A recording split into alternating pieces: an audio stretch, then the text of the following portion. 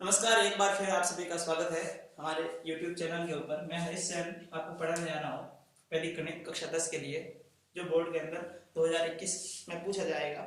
उन विषयों को, उन प्रकरण जो भी हैं वो आपको बताया जाएगा। सूत्र निखिलम में आप दो संख्याओं का एक साथ गुना कर सकते हैं और तीन संख्याओं का भी एक साथ गुना कर सकते हैं। इसमें दो विधियां हैं, एक आधार विधि है और दूसरी है उपाधार विधि।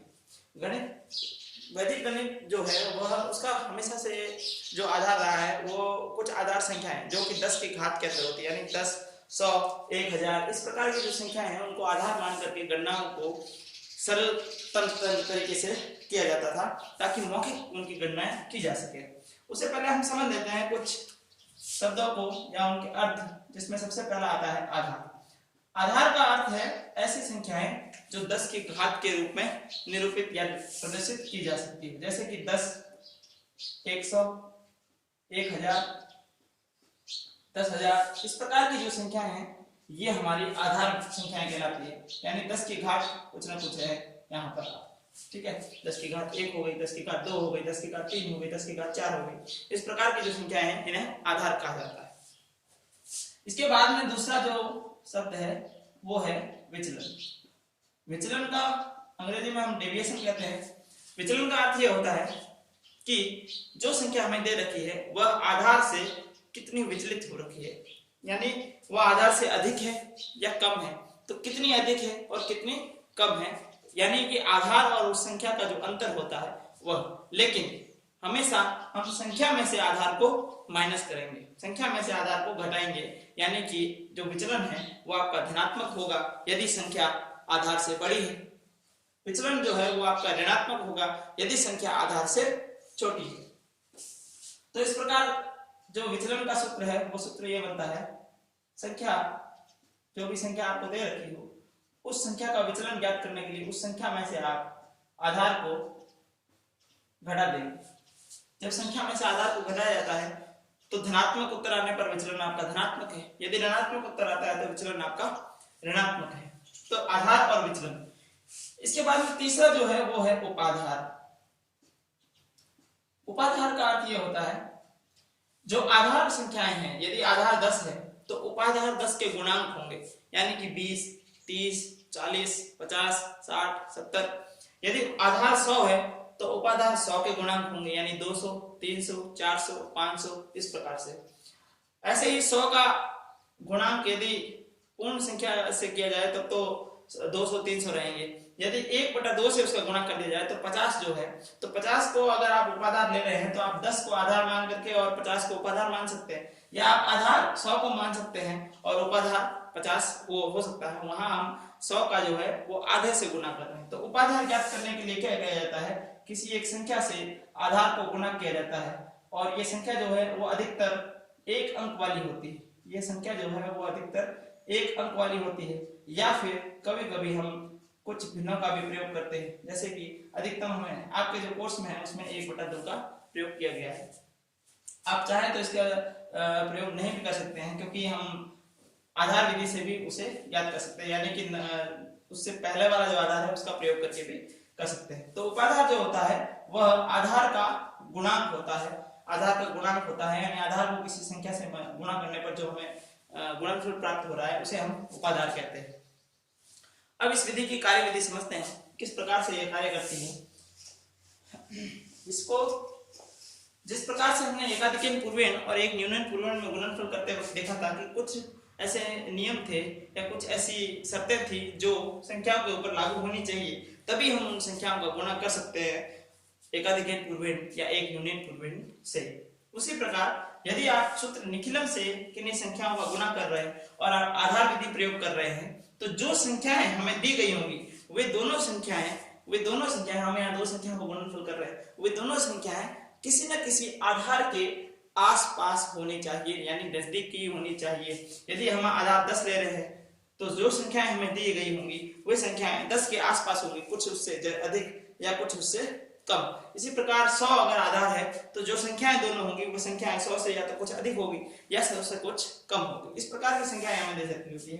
उदाहरण लेते हैं हम, यदि मुझे गुणा करना है 87 का 87 का गुना करना है मुझे, समझ लीजिए 95 से मुझे गुना करना है, 95 से 87 का गुना करना है। तो यहाँ दोनों संख्याएं जो है वो 100 के आसपास है। तो इस विधि में जब आप हल करेंगे तो यहाँ पर हमारा आधार जो माना जाएगा वो आधार संख्या जो है वो 100 मानी जाएगी, क्योंकि ये दोनों ही संख्याएं 100 के नजदीक में आ रही हैं। इसके बाद में इस विधि को गुणनफल को करने के लिए हम दोनों संख्याओं को ऊपर नीचे की तरफ लिखते हैं, यानी एक संख्या ऊपर लिख ली, फिर उसके बाद में दूसरी संख्या उसके नीचे लिख दी और सामने की तरफ हम इन दोनों संख्याओं के विचलन को लिखते हैं। ठीक है, तो विचलन मैंने अभी आपको बताया था कि विचलन का अर्थ ये होता है, विचलन का अर्थ होता है कि उस संख्या में से यदि हम आधार को घटा देते हैं, उस संख्या में से यदि हम आधार को घटा देते हैं, यानी कि 87 में से जब मैं 100 को घटाऊंगा, 87 में से जब मैं 100 को घटाऊंगा तो मुझे पता है कि ऋणात्मक 13 यानी कि माइनस के 13 मुझे जो है वो प्राप्त होंगे। इसी प्रकार जब मैं 95 में से 100 यानी आधार को घटाऊंगा तो मुझे 5 प्राप्त होंगे। अब हमें यहाँ ध्यान ये रखना है कि विचलन के अंदर अंकों की संख्या उतनी ही होनी चाहिए जितने की आधार में शून्य है, जितने की आधार में शून्य है। यहाँ 2 शून्य है, इसलिए विचलन में 2 अंक, यदि 1 अंक है तो आप उसके आगे 0 लगा करके उस अंक की पूर्ति कर देंगे। ऐसा हम क्यों कर रहे हैं? ताकि हमें ये याद रहे कि जो गुणनफल के 2 भाग है उसमें जो दाहिना भाग यानी कि राइट साइड है उसमें हमें कितने अंक प्राप्त होने चाहिए? 2 अंक प्राप्त होने चाहिए जितने के आधार में शून्य है। यदि अधिक अंक प्राप्त होते हैं तो हम उसको आगे की तरफ हासिल के रूप में भेज देंगे, और यदि अंकों की कमी होती है तो हम शून्य लगा करके उन अंकों की पूर्ति करेंगे। तो यह बात हमें याद रखने के लिए हम 2 अंक रख रहे हैं, बाकी आवश्यकता नहीं है। अब क्या किया जाता है, यह जो दाहिना भाग यानी कि राइट साइड है इसमें हम क्या करेंगे, इन दोनों विचलनों का गुणा किया जाएगा, इन दोनों विचलनों का गुणा किया जाएगा, यानी 13 का गुना माइनस के 13 का गुना माइनस के 5 यानी कि ऋणात्मक 13 का गुना ऋणात्मक 5 से किया जाएगा। और ये जो बायां भाग है, इस बाएं भाग के अंदर यदि आप संख्या पहली वाली ले रहे हैं तो विचलन दूसरी वाली संख्या का लिया जाएगा, यदि आप संख्या दूसरी ले रहे हैं तो विचलन पहली वाली संख्या का, यानी कि जो संख्या आप ले रहे हैं उसका विचलन न लेकर के दूसरी वाली संख्या का विचलन और उन दोनों का योगफल जो होगा वो आप लिखेंगे। अब चाहे आप इसका योगफल कीजिए या इनका योगफल कीजिए, दोनों ही तरह से या दोनों ही तरफ से आपको योगफल समान प्राप्त होगा। 87 में से यदि 5 जाएंगे तो हमारे पास में उत्तर जो बचेगा वो बचेगा 82 यानी 82। ठीक है, इसी प्रकार से यदि मैं 95 में से 13 माइनस करता हूं तो 95 में से 10 गए 85 हो गए, उसमें से 3 जब माइनस होंगे और तो वो भी कितने बचेंगे? 82 बचेंगे। यानी दोनों ही तरफ से हमें समान संख्या प्राप्त हो रही है, तो आप दोनों में से किसी भी एक युग्म को ले सकते हैं। यहाँ पर मैं इसको इसलिए ले रहा हूँ क्योंकि 87 में से 5 हमें यही देखना है कि जो थोड़ा आसानी से हो रहा है उसको हम कर लेंगे। तो यहाँ देखिए 87 में से जब मैंने 5 घटा दी, 13 पंजे 65 हो गए, और ऋणात्मक संख्या का गुणा होने पर हमें धनात्मक संख्या प्राप्त हो गई। यहाँ पर जो है वो क्या आ रहा है? 82 आ रहा है। अब देखिए दाहिना जो भाग है यानी कि आपका जो राइट साइड है, उस राइट साइड के अंदर, इस राइट वाले पार्ट के अंदर हमें अंकों की संख्या कितनी होनी चाहिए? जितने के यहाँ शून्य है। एकाधिक पूर्वेण में शून्य के दुगने होते थे, लेकिन यहाँ पर जितने शून्य हैं उतने ही अंक, यानी 2 अंक चाहिए थे और 2 ही अंक हमें प्राप्त हुए। इसका अर्थ ये हो गया कि हमारा जो गुणनफल हो गया वो 8 2 6 5 यानी कि 8265 हो गया है। तो यह कार्यविधि रहेगी। अब यदि एक यहाँ अगर दोनों ऋणात्मक होते हैं तब कोई समस्या नहीं, क्योंकि यहाँ धनात्मक आ जाएगा। यदि दोनों धनात्मक होते हैं तब भी कोई समस्या नहीं, क्योंकि धनात्मक उत्तर आ जाएगा। लेकिन जब एक धनात्मक और एक ऋणात्मक हो तो उनका गुणनफल जो होगा वह ऋणात्मक प्राप्त होगा। ऐसी कंडीशन में, ऐसी स्थिति के अंदर हम उसे किस प्रकार हल करेंगे वह देखते हैं। इसी प्रश्न को यदि मैं इस प्रकार से कर लेता हूं, 104 का गुणा करना है मुझे 87 से, तो देखिए यहाँ पर आधार आपका पुनः एक बार 100 हो जाएगा। विचलन का अर्थ यह होता है कि संख्या में से जब आप आधार को घटाएंगे तो आपको विचलन प्राप्त हो जाएगा। फिर वही विधि यहाँ 87 लिखा जाएगा और यहाँ 104 लिखा जाएगा। ठीक है, इसका विचलन जो है वो माइनस के 13 है और इसका विचलन जो है वो प्लस के 0.4 यानी कि धनात्मक 0.4। अब आप क्या करेंगे, इस भाग के अंदर हम इन दोनों विचलन का गुणा करेंगे, यानी कि 0.4 का गुणा 13 से, और यहाँ पर जो है वो 87 में जब आप 4 जोड़ेंगे, 87 में जब आप 4 जोड़ेंगे तो 91 आपको प्राप्त होते हैं। इसी प्रकार से जब आप 104 में से 13 माइनस कर रहे हैं तो 10 गए, 94 बच गए, उसमें से 3 जब और माइनस होंगे तो 91 बचेंगे। दोनों में से कोई भी हिस्सा आप कर सकते हैं। तो 87 प्लस 0 4, यहाँ हमें 91 प्राप्त हो गए। यहाँ हम देखते हैं कि 13 चौके 52 हो गए। इसका मतलब ऋणात्मक 52 जो है वो हमें प्राप्त हो रहा है। ऋणात्मक संख्या 52 हमें प्राप्त हो रही है। अब हमें इस भाग को धनात्मक संख्या में परिवर्तित करना होगा, अन्यथा हमारा उत्तर नहीं आएगा। अब इसे धनात्मक संख्या में किस प्रकार से करना है यह चीज हम देखेंगे। किससे? यह चीज हम देखेंगे जो स्थानीय मान होते हैं। स्थानीय मान जब आप करते हैं तो स्थानीय मान में आप जब सामान्यतः योग करते हैं, जब आप योग करते हैं तो इस प्रकार जब आप योग करते हैं तो देखिए 7 और 3 यहाँ कितना आ रहा है, 7 और 4 यहाँ कितना आ रहा है, 11 आता है। लेकिन ये जो खंड है यानी ये जो कॉलम है, ये कॉलम किसका है? इकाई अंक का है। ये कॉलम किसका है? इकाई अंक का है। तो इकाई अंक के अंदर हम एक ही अंक रख सकते हैं। यहाँ पर ये जो है वो 11 इकाइयां हो गई। तो यहाँ इकाइयां कितनी रह सकती है? अधिकतम 9 इकाई रह सकती है। अधिकतम कितनी इकाई रह सकती है? 9 इकाई रह सकती है। यानी 0 से लगा करके 9 तक का संख्या जो है वो यहाँ पर रह सकती है। ठीक है, 0 से लगा करके 9 तक की संख्या रह सकती है। अब इस संख्या को जब हम देखेंगे कि ये 11 जो है इसका जो पिछला अंक है, ये वाला भाग जो है वो इकाई को प्रदर्शित कर रहा है। अधिकतम यहाँ 9 रह सकते हैं। ठीक है, 0 से लगा करके 9 तक की संख्या कोई भी यहाँ रह सकती है, उसमें अधिकतम 9 रह सकते हैं। यहाँ जो है वो पीछे का इकाई अंक, यानी इकाई के खंड में सिर्फ इकाई रहेगा। और ये जो खंड है वो किसका है? दहाई के अंक का है। इसलिए हम इसे हासिल के रूप में आगे की तरफ दे देते हैं। और यह जो अंक है वो दहाई वाले अंक के इस कॉलम के साथ में जुड़ता है, स्तंभ के साथ में जुड़ता है। जब हम घटा रहे होते हैं, यदि इसी प्रकार के प्रश्न को हम कुछ इस प्रकार से कर रहे होते, घटा रहे होते, तो इसका विपरीत जब हम यहाँ से एक अंक इधर की तरफ उधार देते हैं तो हम इसको 2 कर देते हैं, लेकिन यहाँ पर हम 17 करते हैं। वो 17 क्यों करते हैं? क्योंकि ये जो दहाई अंक है वो इकाई से 10 गुना है। दहाई जो है वो इकाई से 10 गुना है। तो यहाँ का एक अंक यहाँ पर 10 गुना के बराबर हो गया। तो इधर से आया हुआ एक अंक इधर आने पर 10 हो गया, और वो 10 और यहाँ के 7 मिलकर के 17 हो गए। इस प्रकार हम घटाते हैं। सेम यही कॉन्सेप्ट रहेगा यहाँ पर।